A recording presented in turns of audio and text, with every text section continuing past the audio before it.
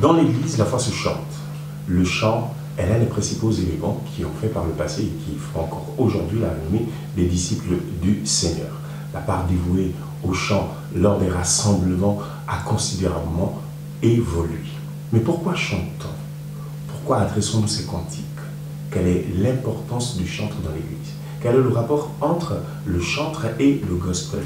Voilà en quelque sorte autant de questions qui seront certainement ouvertes, qui seront certainement abordées à l'occasion de cette seconde édition des Assises du chantre et du gospel, initiée par un trio. Ils sont trois, c'est des hommes que vous connaissez. Mais avant d'aborder cette question, permettez que nous fassions juste une courte transition et on se retrouve juste après pour en débattre.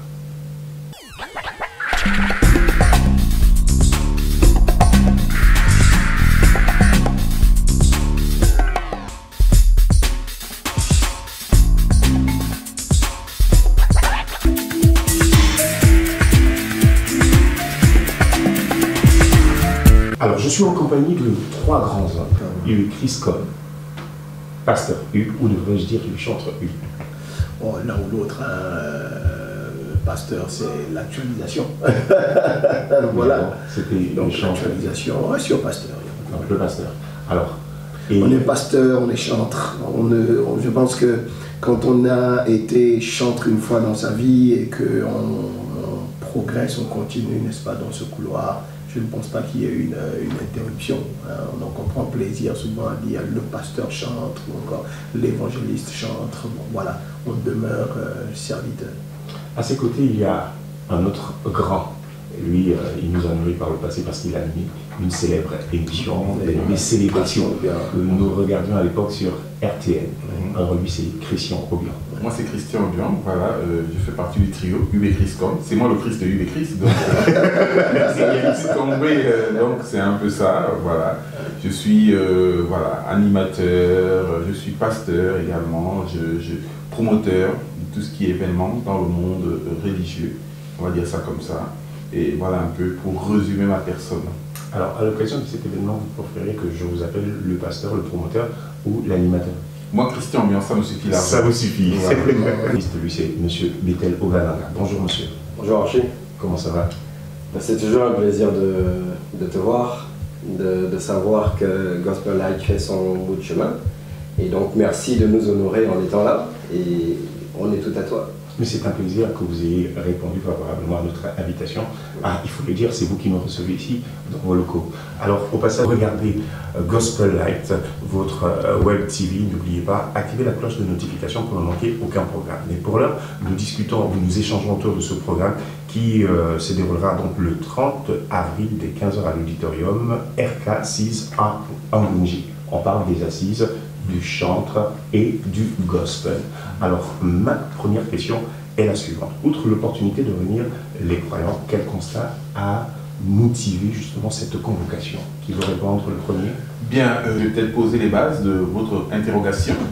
La Bible dit dans le livre de Luc, chapitre 14, verset 28, que « Car qui d'entre vous, lorsqu'il veut bâtir une tour, ne prend le temps de s'asseoir pour mesurer la dépense de ce qu'il veut faire ?» Donc ce verset en fait nous amène à réfléchir sur la nécessité de s'asseoir lorsque l'on veut faire quelque chose de grand. Le gospel gabonais aujourd'hui a déjà fait une bonne avancée sur le plan national. Il faut encore que nous puissions avancer sur le plan international. Mais pour pouvoir y arriver, il faut qu'ensemble on s'asseye pour calculer la dépense, pour réfléchir sur ce qu'il y a à faire pour véritablement mieux impacter ce monde. N'oubliez jamais une chose, Jésus a dit qu'on n'allume pas une lampe pour la mettre sous la boisseau. Exactement. Mais on élève cette lampe pour qu'elle éclaire le maximum de monde. J'aime bien ce cantique que nous chantions lorsqu'on était plus jeunes. Élevons Jésus, en l'élevant j'attirerai tous les hommes de la terre vers lui. Donc il faut véritablement, au-delà du fait que nous louons et nous célébrons notre Dieu, et il aime ça, il faut également que le nom de Jésus soit élevé pour que les gens sachent véritablement que le Dieu que nous adorons, c'est lui le véritable. Mais pour cela, il faut qu'on prenne le temps de s'asseoir pour véritablement voir comment faire pour travailler à ce que notre travail puisse impacter le monde. Quelle est la situation du gospel actuellement au Gabon? Bon, la situation du gospel au Gabon, pour ma part, et ça c'est n'est que mon avis, moi je trouve qu'elle est très bonne déjà. En termes de production, en termes de production surtout, la qualité production audio, production vidéo, la qualité du service rendu, c'est de mieux en mieux, les choses sont de mieux en mieux faites, mais ça reste encore à parfaire parce que rien n'est parfait. En termes de progression, le gospel a connu une avancée. Mais là, nous sommes beaucoup dans ce qui est production-image. Mais malheureusement, dans sa gestion, d'accord, dans la vie au quotidien, il y a quand même à redire, d'où l'importance de ces assises.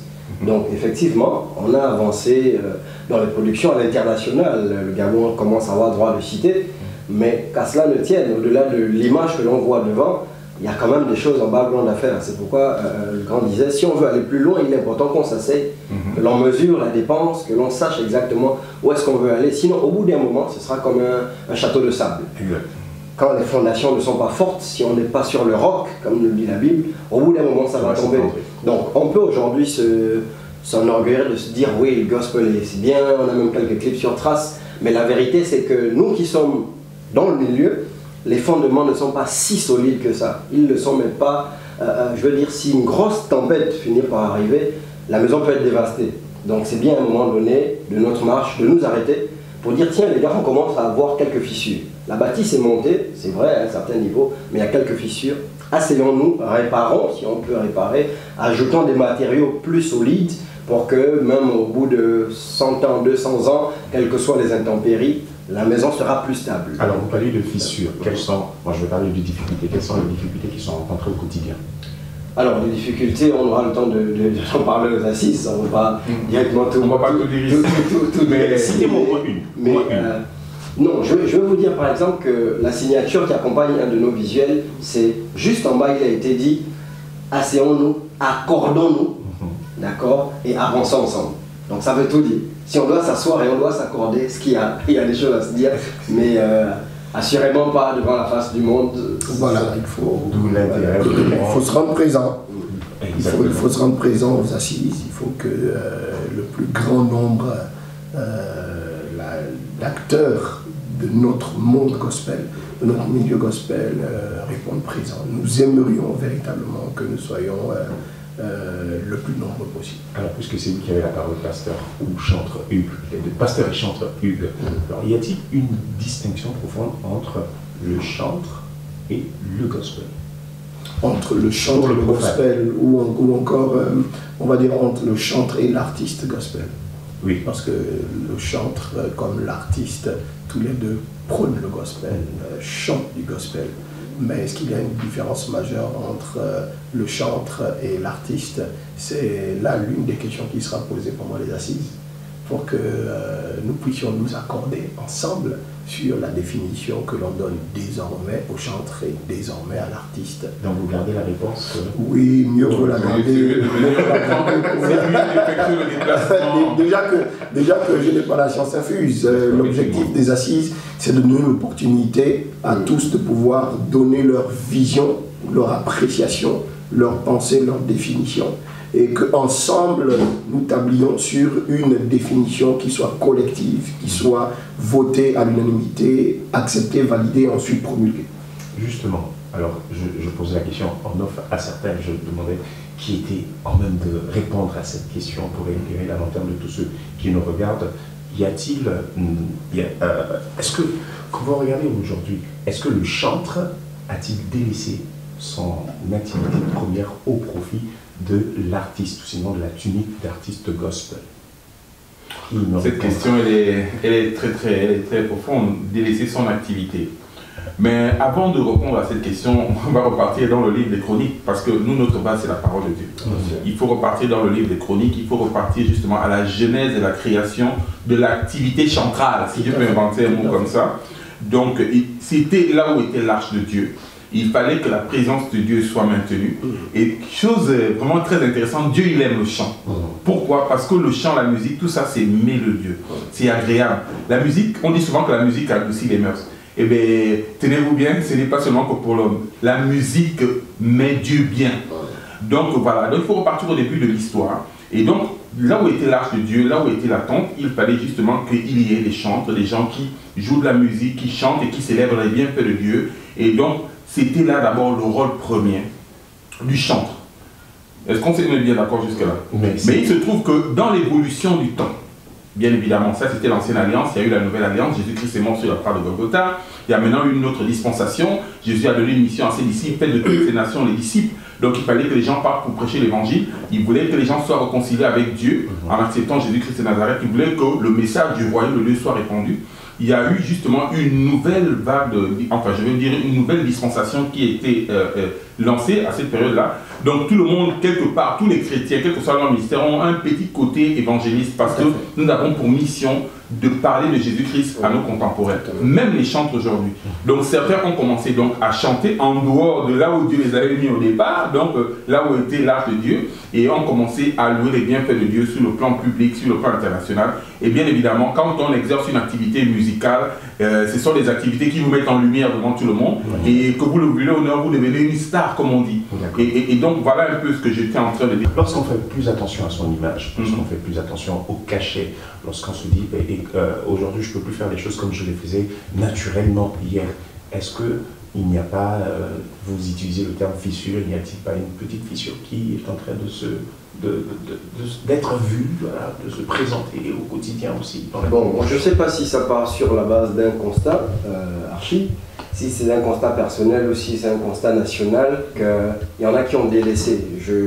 On est du milieu, c'est vrai, comme je disais, on rebondissait sur le terme fissure, même si on parle d'autres choses un peu plus profondes, mais pour rester sur cette question bien stable, j'ai déjà envie de dire, parce qu'on le lit un peu sur les réseaux sociaux, j'ai l'impression qu'on diabolise même le terme artiste. On a eu tellement de débats là-dessus, je me rappelle même avec notre ASAF national, notre défunt papa Patrick Obama, qui a dû recadrer les choses sur un certain programme à Gabon Télévision à l'époque. Non, l'artiste vit de son art. Dès que vous rentrez dans les canaux de production, vous êtes dans le circuit, le circuit de la production, vous allez en studio, vous payez l'arrangeur, le clip, la promo et autres, vous allez dans le champ artistique. Donc c'est pas diabolique. Je veux le dire aux gens qui regardent l'émission, c'est pas diabolique, c'est même un appel, c'est un travail pour d'aucuns. Maintenant, il y a la part des choses entre le chantre, donc de la maison, parce que moi c'est comme ça que je fait le distinguo. Et puis il faut qu'on le dise aussi, sûrement on parlera aux assises, je pense qu'il y en a qui sont appelés pour rester dans la maison. C'est peut-être cela qui nous cause un peu de problème. Parce que le pasteur Hugues, le chanteur Hugues est sorti, il a prié, Arnaud Nzamba a prié, on voit El Georges de Namoana, j'en sais rien. Tu étais appelé à rester à l'église, parce qu'il y en a qui sont appelés à rester là, à chanter pour le Seigneur entre les quatre. Et ceux-là, il faut les appeler les chants traditionnels. Bon, encore que j'ai envie de les présenter. Oui, c'est les serviteurs. Est-ce que vous savez que je connais un artiste gospel qui n'est pas chante dans son église, mais qui a l'accueil? Il a l'accueil, mais c'est surprenant. Oui, mais c'est le fait qu'il chante à l'extérieur.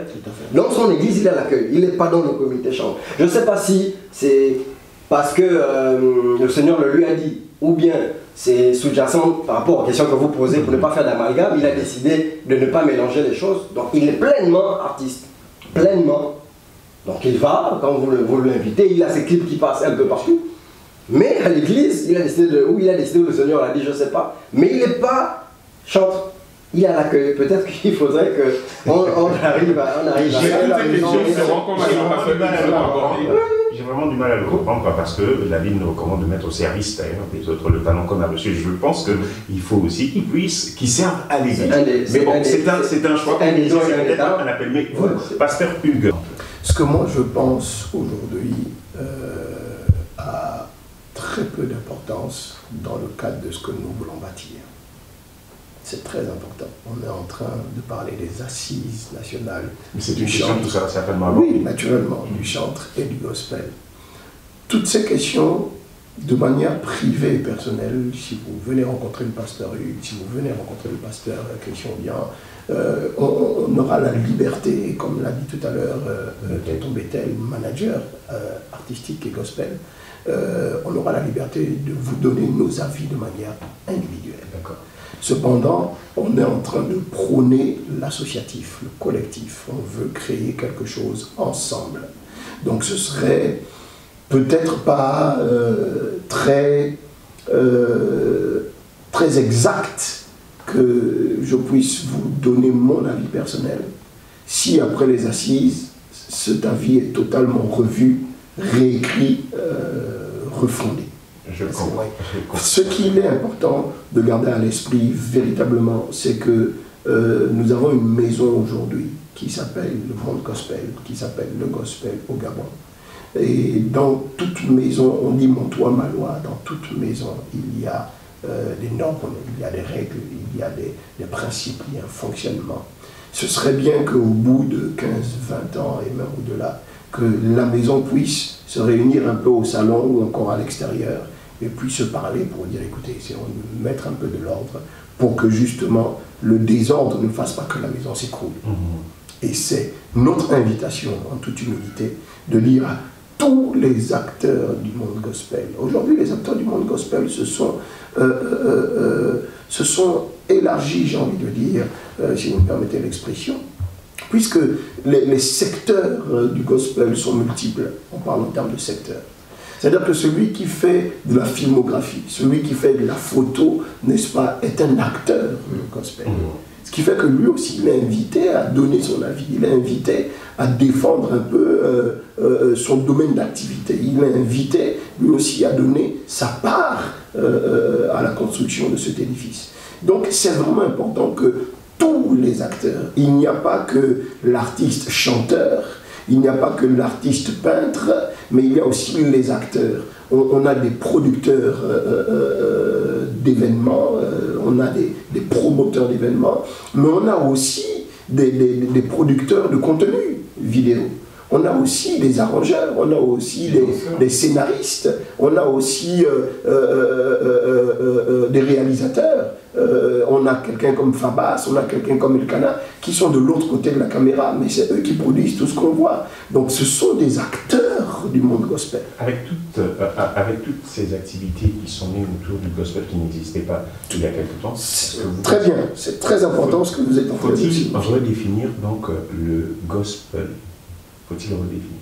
Moi je pense que cette question est pertinente et j'aimerais que justement tu sois là pendant les assises pour poser cette question de sorte que tout le monde puisse y répondre ou encore que quelqu'un d'autre, n'est-ce pas, parmi les acteurs gospel puisse lever la main et donner l'opportunité à toute l'audience de pouvoir s'exprimer. Mais il faut garder à l'esprit que gospel ne changera pas. Gospel, c'est l'évangile. Exactement. Gospel, c'est l'évangile. Faire du gospel, comme on le dit, c'est simplement mettre l'évangile en art. Et si on met l'évangile en art, le dénominateur commun reste l'évangile. Ce qui fait que dans tout ce que nous partagerons au cours des assises, nous devons garder à l'esprit, et nous le garderons à l'esprit, que c'est l'évangile, c'est Jésus, c'est Christ. C'est le plan parfait de Dieu, la volonté de Dieu de sauver les hommes qui doit être mis en exergue. C'est l'amour de Dieu tendu vers les hommes qui doit être mis en exergue. Donc, même si nous travaillons tout autour, il n'en demeure pas moins que l'évangile ne peut pas être redéfini. D'accord. Alors, je vais vous poser cette question à Pasteur Christian. Alors, quand vous regardez aujourd'hui l'image de l'évangile au Gabon, qu'est-ce qu'il faut apporter? Quel est l'ajout qu'il faut pour que cet évangile puisse aller de l'avant? Bon, écoutez, il faut composer avec le Saint-Esprit. Pour moi, c'est clair. Si on ne compose pas avec le Saint-Esprit, la Bible dit que c'est l'Esprit de Dieu qui convainc de péché, de justice et de jugement. Aujourd'hui, on a beaucoup de gens qui parlent de Dieu, mais beaucoup ne sont pas habités par l'Esprit de Dieu, ne sont pas conduits par l'Esprit de Dieu. Et donc vous comprenez que leur évangile, ce sera un évangile non impactant. Donc si on veut que l'évangile aille plus loin, il faut nécessairement composer avec le Saint-Esprit. Pour votre information, lorsque Jésus est monté au ciel, il a dit à ses disciples, Dieu ne vous laisse pas seul, je vous laisse avec le Saint-Esprit. Donc actuellement, le Saint-Esprit a mandat du ciel pour pouvoir agir sur la terre. Et tous les hommes qui voudront percer positivement ou qui voudront faire des exploits avec Dieu devront composer avec le Saint-Esprit. J'ai un verset qui m'a vraiment boosté dans ma foi. La Bible dit que l'Esprit sonde tout, même les profondeurs de Dieu. Tout à fait. C'est-à-dire qu'aujourd'hui, si tu veux connaître la profondeur de Dieu pour toi, les plans de Dieu pour ta vie, tu dois passer du temps avec le Saint-Esprit. Donc pour ceux qui veulent que l'évangile avance dans le pays, il doit composer avec le Saint-Esprit. Pensez-vous qu'il y ait une conception différente du chantre et du gospel entre la génération, excusez-moi, je vais utiliser la génération d'avant et celle actuelle? Naturellement, il y a une conception différente. Pourquoi on le lit? Parce qu'effectivement, on a des échanges avec des aînés, notamment avec nos pères dans la foi, qui, pour d'aucuns, je vais utiliser un mot un peu fort, mais parce que l'expérience a montré qu'à la fin, ils ont fini par nous donner raison, nous faire confiance aussi, parce que les enfants ont su un peu grandi. Mais il y en a qui étaient quand même réfractaires, même jusqu'à la dénomination. Le nom gospel, c'est quoi vos histoires de gospel là, hein? Voilà, ça fait jeune, ça fait non spirituel, il faut parler de l'évangile. Donc c'est clair que même dans la, comme disait Christian, même dans la façon d'annoncer l'évangile, beaucoup de choses ont changé. En fait, si vous voulez, Dieu n'est pas hors du temps. Dieu n'est pas hors du temps. L'évolution même, les canaux même pour annoncer l'évangile ont changé aujourd'hui. Hier, on n'avait pas les réseaux sociaux, aujourd'hui on les a.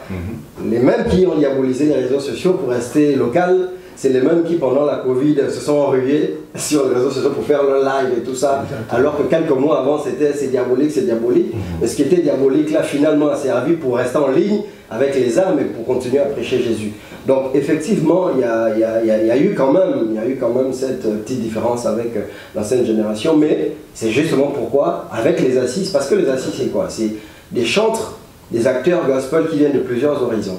Différents, mais surtout de plusieurs générations. Il peut y avoir ce conflit générationnel. Bien sûr. Donc c'est justement avec ces assises-là qu'en discutant, de plus en plus, on va élaguer ces questions-là et la sérénité va davantage revenir dans la maison. Mais je tiens aussi à signaler, et c'est important parce qu'on est aussi là pour communiquer sur l'événement, d'abord même sur l'événement, dire que les éléments de réponse que l'on donne par rapport à vos questions, c'est comme personne a dit, c'est pas forcément de la science infuse, et on donne quelques réponses pour susciter le débat.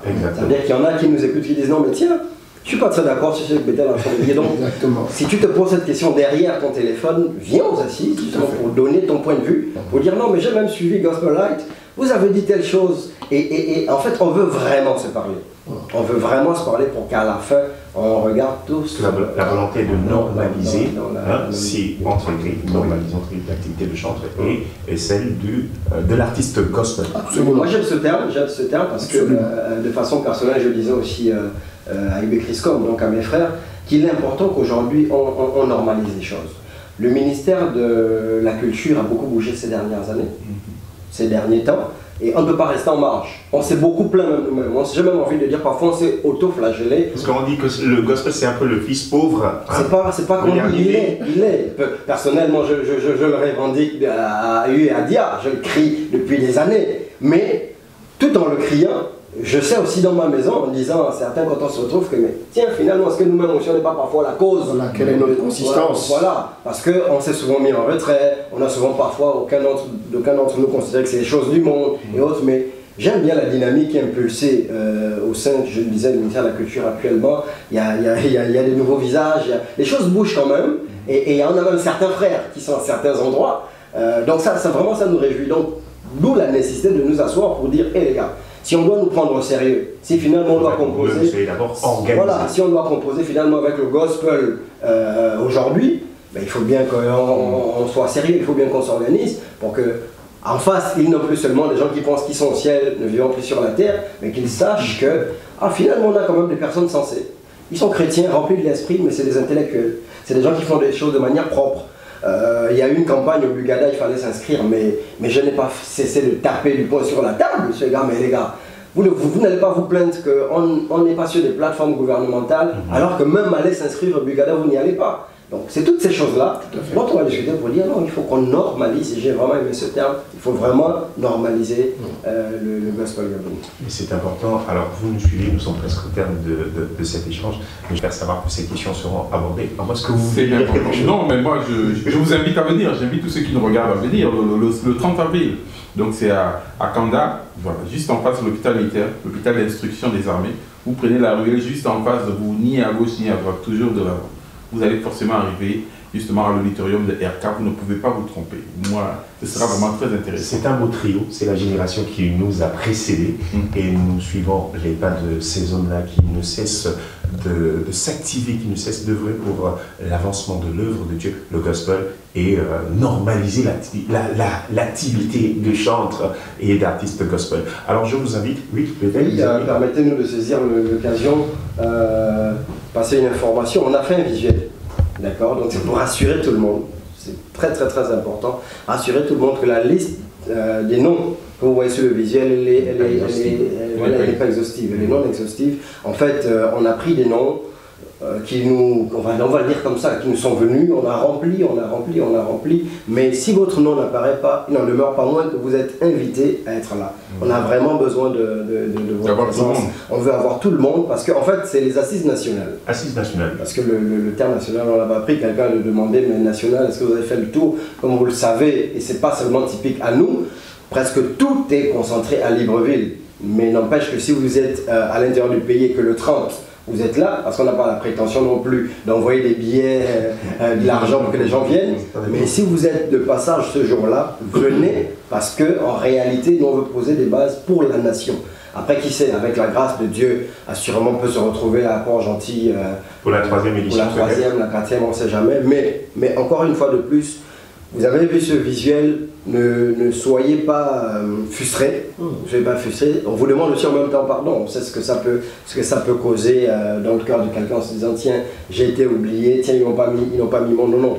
Vous êtes conviés, la cause vous parle, vous êtes conviés à venir à ces assises. Très important, la cause vous parle. La cause vous parle. S'il vous plaît, venons nombreux. C'est une convocation solennelle, il n'y a pas de modalité à remplir pour absolument participer. Vous êtes tombé sur ce visuel, vous êtes baladé sur la toile et vous êtes allé sur la page du pasteur Hugues. Vous avez également vu ce qui a été posté, venez ou appelez à quel numéro? Déjà, vous pouvez nous contacter via UBChriscom. On a une page Facebook officielle UBChriscom sur laquelle nous communiquons. À l'intérieur, vous y trouverez tous les numéros de téléphone, tous les moyens en tout cas de nous joindre, de nous contacter. Et les numéros majeurs que vous y retrouverez, c'est soit le mien, soit celui du pasteur Christian, soit celui du manager Bethel. Voilà, je pense que tout a été dit.